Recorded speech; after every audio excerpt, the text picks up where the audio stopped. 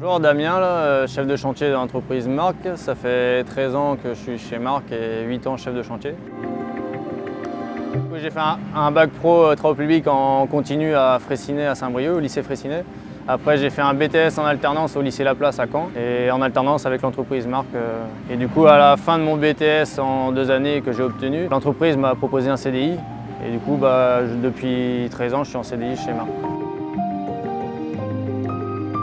Du coup, chef de chantier, c'est gérer le personnel présent sur le chantier, gérer les matériaux et le matériel nécessaires et les différentes contraintes rencontrées. À l'embauche, le matin, déjà, c'est un petit briefing sur la journée avec les collègues. On parle de travaux à réaliser dans la journée, les objectifs, les points critiques qu'on risque de rencontrer, les moyens à mettre en place pour remédier aux points critiques. Du coup, là, on commence un chantier de chauffage urbain en partie terrassement. Du coup, on commence par réaliser des sondages sur les réseaux existants afin de déterminer les profondeurs du réseau actuel. Première chose qu'on fait en arrivant sur un chantier, c'est on installe la sécurité, mise en place de barrières. Il faut délimiter le périmètre du chantier pour ensuite travailler en sécurité à l'intérieur.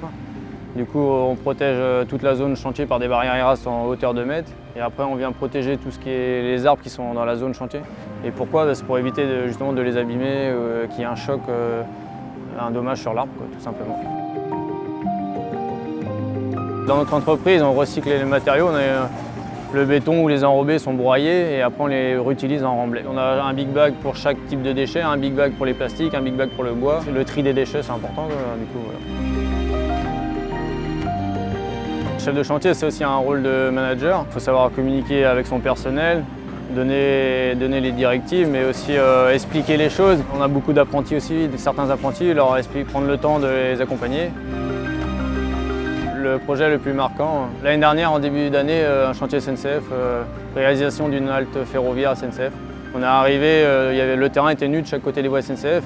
On est reparti, il y avait une gare. Les conseils pour être un chef de chantier, c'est de ne pas griller les étapes. Je pense qu'il faut commencer par acquérir les bases et de l'expérience avant de diriger une équipe. Ce qui est gratifiant dans le rôle de chef de chantier, c'est de voir le résultat final. La satisfaction du client aussi, c'est bien.